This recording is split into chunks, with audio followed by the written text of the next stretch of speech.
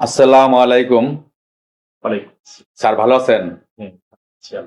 আমি এখন কথা বলছি major general Mahmudul Hasan degree college আনুহলার বাংলার সহকারী অধ্যাপক স্যার এবং সায়ানীরের নির্বাহী পরিচালক জনাব লুৎফর রহমান স্যারের সাথে স্যারের সাক্ষাৎ নেওয়ার জন্য এখন আমি আসছি। আমরা জানবো টাঙ্গাইল সম্পর্কে। স্যারকে টাঙ্গাইল সম্পর্কে কিছু কথা বলার জন্য অনুরোধ করছি। ধন্যবাদ।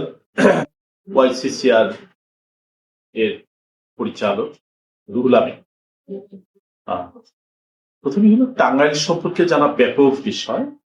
যদি আমি টাঙ্গাইলের স্মরণীয় বরণীয় মানুষের কথা বলি তাহলেও অনেক সময় লাগবে। নবী সেই সময়ে নবাব আলী চৌধুরীর কথা, যিনি ধনবাড়িতে তার বিশাল প্রাসাদ, সেই নবাব আলী চৌধুরী 1921 সালে যে ঢাকা বিশ্ববিদ্যালয় হয় এর অন্যতম প্রতিষ্ঠাতা নবাব বাহাদুর সৈয়দ নওয়াব আলী চৌধুরী। এই নবাব বাহাদুর সৈয়দ নওয়াব আলী চৌধুরীর ঢাকা বিশ্ববিদ্যালয় প্রতিষ্ঠার 1926 সালের কথা। প্রতিষ্ঠাতা অধ্যক্ষ ছিলেন প্রিন্সিপাল ইব্রাহিম খান। তিনিও আমাদের কাছে নক্ষত্র পুরুষ।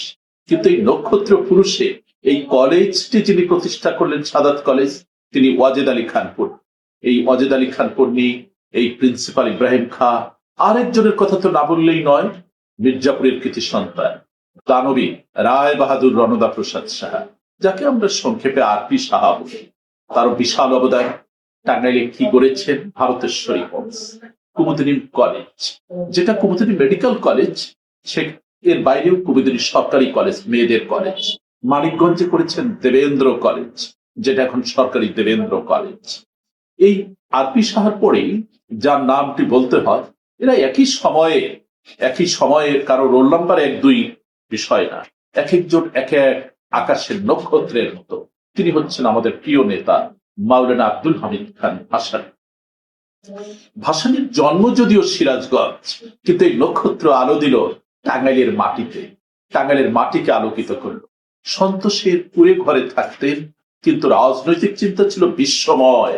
সারা বিশ্বে তার রাজনৈতিক চিন্তা চেতনা নিপীড়িত শোষিত বঞ্চিত মানুষের পক্ষে যিনি কথা বলতেন, অন্যায় দেখলেই যিনি বলতেন খামোশ, সেই মজলুমের নেতা মাওলানা ভাসানী, যিনি আমাদের নক্ষত্র পুরুষ। এরপরেই যে মানুষের কথা বলতে হয় আমাদের টাঙ্গাইলের কিংবদন্তি পিসি সরকার। পিসি সরকার থাকতেন আমেরিকায়, থাকতেন কলকাতার বালিগঞ্জে, এবং কলকাতায় তার একটা বাড়িও আছে ইন্দ্রজাল ভবন। আর টাঙ্গাইলের বাড়িটা আশেকপুরে, এই যে জাদু সম্রাটের ভবন। আমাদের আজকালকার ছেলে মেয়েরা অনেকেই জানতে চায় পিসি সরকারকে। ওই পিসি সরকারের বাড়িটা যদি মিউজিয়াম হতো, ওই সন্তোষে মাওলানা ভাসানী বিজ্ঞান ও প্রযুক্তি বিশ্ববিদ্যালয় হয়েছে ভাসানীর নামে, ভাসানীর ট্রাস্টি বোর্ডটাও এখন একটা ছোটখাটো মিউজিয়াম। আরপি সাহার নামে একটা মিউজিয়াম হওয়া দরকার। ওয়াজেদ আলী খান পন্নীর বাড়িটা এখন একটা জাদুঘরের মতোই, এই জন্য আমাদের জাতীয় সম্পদ। এরপর আমাদের ধীরে ধীরে স্বাধীনতার দিকে আমরা এগোতে থাকি। এই স্বাধীনতার যারা চাষী টাঙ্গাইলে, জননেতা শামসুল হকের নাম না বললেই নয়। তিনি আমাদের আরেক নক্ষত্র পুরুষ, জননেতা শামসুল হক। তার বৈজ্ঞানিক দৃষ্টিতে ইসলাম বইটি পড়ে আমি ঋদ্ধ হয়েছি। এত চমৎকার লেখা, এত তেজস্বী, এত প্রজ্ঞাবান রাজনীতি, যাদের কাছে শেখার অনেক কিছু আছে। আমি যদি জননেতা শামসুল হকের পরে আর একটু ত্যাগী নেতার নাম বলি, তিনি কৃষক নেতা হাতেম আলী খান। তার বাড়ি গোপালপুরে। কৃষক নেতা, পুরে ঘর মার্কায় নির্বাচন করেছেন। কৃষক নেতা হাতেম আলী খানের পরে যে নেতাদের আবির্ভাব, সেই সময়ে আমাদের জনাব আব্দুল লতিফ সিদ্দিকী, বঙ্গবীর আব্দুল কাদের সিদ্দিকী। স্বাধীনতার পর আমাদের মেজর জেনারেল মাহমুদুল হাসান, এদের নাম বলতেই হয়। মেজর জেনারেল মাহমুদুল হাসান একজন শিক্ষা অনুরাগী ব্যক্তি। 71-এর রণাঙ্গনে যেরকম বঙ্গবীর কাদের সিদ্দিকীর নাম বলতেই হয়, তিনি এক কিংবদন্তি যোদ্ধা। আরেক যোদ্ধা হলো স্বাধীনতার পর শিক্ষা বিস্তারে যিনি অনন্য অবদান রাখেন, তিনি হলেন আমাদের মেজর জেনারেল মাহমুদুল হাসান। এই সময় স্বাধীনতার পর বেশ কিছু শিক্ষানুরাগী টাঙ্গাইলকে আলোকিত করে। আমি যদি একেবারে নাগরপুরের কথা বলি, সেখানে যেমন গৌতম চক্রবর্তী, এক সাবেক মন্ত্রী, তিনি এখন প্রয়াত। তারও আগে সেই পাকিস্তান আমলে মন্ত্রী এলার খান, সে নাগরপুরের কৃতি সন্তান। মির্জাপুরে যদি বলি ব্যারিস্টার শওকত আলী খান, সখীপুরের যদি বলি শওকত মোমেন শাহজাহান, বাসাইল সখীপুরের এক কিংবদন্তি পুরুষ শওকত মোমেন শাহজাহান। আমি যদি কালিহাতির কথা বলি তাহলে এখানে সেই কিংবদন্তির নাম আবার বলতে হয় জনাব আব্দুল লতিফ সিদ্দিকী, বঙ্গবীর আব্দুল কাদের সিদ্দিকীর বীরত্ব। এরা আমাদের কাছে নক্ষত্র পুরুষ। এরা নানান রাজনৈতিক দর্শনের হতে পারে, কিন্তু এদের ছিল দেশপ্রেম। তাদের যে দেশপ্রেম এটা টাঙ্গাইলকে উজ্জীবিত করেছে, টাঙ্গাইলকে পরিচয় করিয়ে দিয়েছে 64 জেলার মধ্যে টাঙ্গাইল অনন্য উচ্চতায়। সেই ধারায় বলতেই হয় একেবারে সেই ধনবাড়ির নবাব আলী চৌধুরীর পর তার পুত্র নবাবজাদা সৈয়দ হাসান আলী চৌধুরী। একসময় নবাবজাদা সৈয়দ হাসান আলী চৌধুরীর কন্যা আশিকা আকবরও টাঙ্গাইলের এমপি হয়েছিল। আমাদের আব্দুর রহমান মন্ত্রীর কথা কে না জানে, এত সহজ সরল জীবনযাপন, মাওলানা ভাসানীর আদর্শে লালিত, মাওলানা ভাসানীর আদর্শেই যিনি রাজনীতি করতেন। শহীদ প্রেসিডেন্ট জিয়াউর রহমানের সময় যিনি মন্ত্রী হলেন তিনি আমাদের আব্দুর রহমান, তার কন্যাও কিন্তু খালেদা পান্না এমপি হয়েছে। এই যে রাজনৈতিক ধারাবাহিকতা, এই যে রাজনৈতিক ব্যাপারটা একটা বংশানুক্রমিক, যে মন্ত্রী আব্দুর রহমান আবার তার কন্যা খালেদা পান্না এমপি হয়েছে, এটা একটা বংশের আভিজাত্য যে রাজনৈতিক পরিবারের সন্তান অধিকাংশ রাজনীতিবিদ হয়। সে তুলনায় বলতে হয় 71 আর এক কিংবদন্তি যিনি ঢাকা বিশ্ববিদ্যালয়ের উপাচার্য ছিলেন, বিচারপতি আবু সাইদ চৌধুরী, তার সন্তান জনাব আবুল হাসান চৌধুরী, কায়সার চৌধুরী। কি নক্ষত্রের মতো পুরুষ, যিনি একদিকে বিচারপতি, মানবাধিকার কমিশনের চেয়ারম্যান, ঢাকা বিশ্ববিদ্যালয়ের উপাচার্য, বাংলাদেশের রাষ্ট্রপতি। একটা পরিচয় কত গৌরবোজ্জ্বল। তিনি যেন আমাদের আরেক নক্ষত্র পুরুষ। এভাবে টাঙ্গাইলকে আলোকিত করেছে এই কিংবদন্তি রাজনীতিবিদেরা। সাহিত্য জগতে যদি আসি, ডক্টর আশরাফ সিদ্দিকীর কথা কে না জানে। ডক্টর আশরাফ সিদ্দিকী বাংলা লোক সাহিত্যকে পূর্ণতা দিয়েছেন। তিনি ছিলেন আমাদের বাংলা একাডেমির মহাপরিচালক। এইভাবে সাহিত্য জগতে রয়েছেন কবি রফিক আজাদ, সাহিত্য জগতে রয়েছে, নাট্য জগতে রয়েছে নাট্যকার মামুনুর রশিদ, একজন 21 পদক প্রাপ্ত ব্যক্তি। তারা সব মহিমায় উদ্ভাসিত। নাট্য জগতে এক উজ্জ্বল নাম মামুনুর রশিদ, শুধু দেশে নয় বিদেশেও তার সুনাম রয়েছে। আমরা এরপরের ধারায় যদি আসি, নাট্য ব্যক্তিত্ব ডিএ তায়েব, শহীদুজ্জামান সেলিম, কি এক একটি নাম যেন ধ্রুব নক্ষত্র। আমরা যদি লেখালেখির জগতে আসি, ডক্টর আশরাফ সিদ্দিকীর পরেই কবি রফিক আজাদের নাম বলতে হয়, কবি আল মুজাহিদের নাম বলতে হয়। তারা সবাই 21 পদক প্রাপ্ত কবি। ডক্টর আশরাফ সিদ্দিকী, আল মুজাহিদি, কবি রফিক আজাদ 21 পদক প্রাপ্ত বরেণ্য কবি। 21 পদক না পেলেও এপার বাংলা ওপার বাংলার কবিদের যিনি সমন্বয় ঘটালেন, কবিতার চর্চার একটা অনুকূল পরিবেশ তৈরি করলেন, টাঙ্গাইলের সকল কবিরা যে তীর্থস্থান মনে করেন সে আমাদের টাঙ্গাইলের সাধারণ গ্রন্থাগার। এই সাধারণ গ্রন্থাগারের সাধারণ সম্পাদক অসাধারণ মানুষ আমার কাছে কবি মাহমুদ কামাল। কি চমৎকার, শত শত কবি এখানে আসে। শুধু দেশের কবি নয়, বিদেশের কবিরাও এই টাঙ্গাইলের মাটিতে আসেন এই মাহমুদ কামালের মতো একজন দক্ষ সংগঠকের কারণ। এই টাঙ্গাইলে অনন্য উচ্চতার জায়গায় আমি যদি জয়কালীর মিষ্টান্ন নিয়ে বিদেশেও চলে যাই, কি শোনা। আবার রঘুনাথ বসাকের টাঙ্গাইলের তাঁতের শাড়ি, এ তো আরেক ব্যাপার। আমরা পার্শ্ববর্তী দেশ, শুধু ভারত নয়, অনেক উন্নত দেশেও আমাদের টাঙ্গাইলের শাড়ি বিক্রি হয়।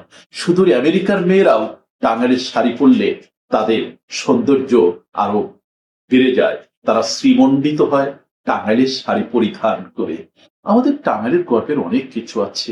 এখানে বেত শিল্প, মৃৎশিল্প, আর এই নদীর পলি মাটিতে কি চমৎকার ফসল, উর্বরা মাটি যেমন এই টাঙ্গাইলের মানুষের উর্বর মস্তিষ্ক, আর উর্বর মস্তিষ্ক প্রসূত টাঙ্গাইল, গৌরবোজ্জ্বল টাঙ্গাইল, অনন্য উচ্চতার টাঙ্গাইল।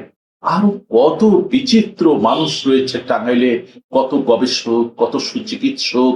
এই যে ডক্টর এম এন হুদার মতো প্রাজ্ঞ অর্থনীতিবিদ, যিনি ঢাকা বিশ্ববিদ্যালয়ের অধ্যাপক ছিলেন অর্থনীতির, তারই কন্যা জামাতা এখন এই যে উপদেষ্টা ওয়াহিদুদ্দিন মাহমুদ। এই যে ডক্টর আশরাফ সিদ্দিকী কন্যা জামাতা, ডক্টর তাসলিম সিদ্দিকীর জামাতা চৌধুরী আবরার স্যার, রফিকুল আবরার। এই যে এক একটা নাম, শিক্ষা ক্ষেত্রে, সংস্কৃতি ক্ষেত্রে কত নাম বললাম। কিন্তু যে কৃষক কঠিন মাটি কর্ষণ করে সোনা ফলায়, সে কৃষকের নাম আমরা জানি না। কাজেই টাঙ্গাইলের সব কৃষকদের প্রতি আমার বিনম্র শ্রদ্ধা, যারা কঠিন মাটি কর্ষণ করে সোনার ফসল ফলায়, যে ফসল আমার প্রাণ বাঁচায়।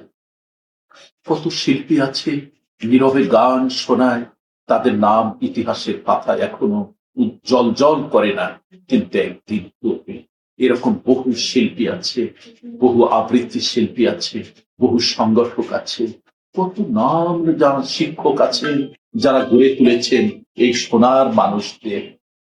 এই নামগুলো যদি বলতে হয়, সেই জিয়ারত স্যারের কথা, দুঃখীরাম রাজবংশীর কথা, প্রতিভা মৎসুদ্দের কথা, যারা মানুষ করার কারিগর। এই মানুষ করার কারিগরও এক একটি উজ্জ্বল নাম, নক্ষত্রের মতো। তারা গড়েছে শত শত মানুষ, তাই বাংলাদেশ পেয়েছে অনন্য উচ্চতা। টাঙ্গাইল হচ্ছে ভৌগোলিক দিক থেকে বাংলাদেশের প্রাণ কেন্দ্র। আমি বলি টাঙ্গাইল হলো একখণ্ড চুম্বক, যাকে ঘিরে রয়েছে বাকি জেলাগুলো। টাঙ্গাইল হলো বাংলাদেশের প্রাণ কেন্দ্রে একদম সেন্টার পয়েন্ট। এই কেন্দ্রবিন্দুতে না এলে মানুষ বুঝবেই না টাঙ্গাইলের গৌরব। এটা যদি না জানি, অসমাপ্ত থেকে যাবে বাংলার ইতিহাস। কাজেই বাংলার ইতিহাস জানতে হলে টাঙ্গাইলকে জানতে হবে। জননেতা আব্দুল মান্নান স্বাধীনতার পরপর স্বরাষ্ট্রমন্ত্রী, তিনি কত শিক্ষা প্রতিষ্ঠান গড়েছেন। আবার তারপর পরে স্বরাষ্ট্রমন্ত্রী জেনারেল মাহমুদুল হাসান, তিনি কত শিক্ষা প্রতিষ্ঠান গড়েছেন। এদের একজনের কথা বলতে গেলেই সারা দিন লেগে যাবে। আর এই শতবর্ষের টাঙ্গাইল সেই আপিয়ায় 500 বছর আগে কি চমৎকার মসজিদ, কারুকার্য মণ্ডিত।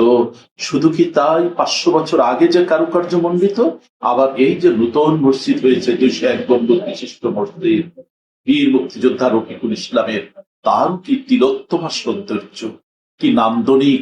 পুরো মসজিদের গায়ে কোরআন শরীফের প্রতিটি হরফ লেখা আছে। কি জলজল করে আমাদের টাঙ্গাইলের ইতিহাস।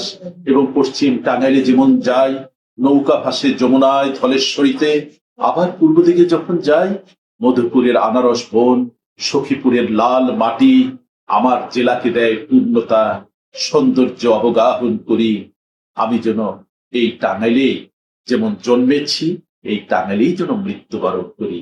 এই আমার এই বিজয়ের দিনে, এই 16ই ডিসেম্বরে মহান বিজয়ের এই দিনে আমার একান্ত প্রত্যাশা, আমার সুদৃঢ় প্রত্যাশা, টাঙ্গাইল মানে পুরো বাংলাদেশের যেন নয়ন। ধন্যবাদ স্যারকে অশেষ ধন্যবাদ। আমরা অনেক গুরুত্বপূর্ণ কথা টাঙ্গাইল সম্পর্কে জানলাম। আসলে বাংলা ভাষা কত মধুর স্যারের মুখে শুনলে বোঝা যায়, এবং আমাদের টাঙ্গাইল যে কত কিছু আছে গর্ব করার মতো, অহংকার করার মতো, তা স্যারের মুখ থেকে আমরা শুনলাম। এই জন্য স্যারের দীর্ঘায়ু কামনা করে বিদায় নিচ্ছি। আল্লাহ হাফেজ।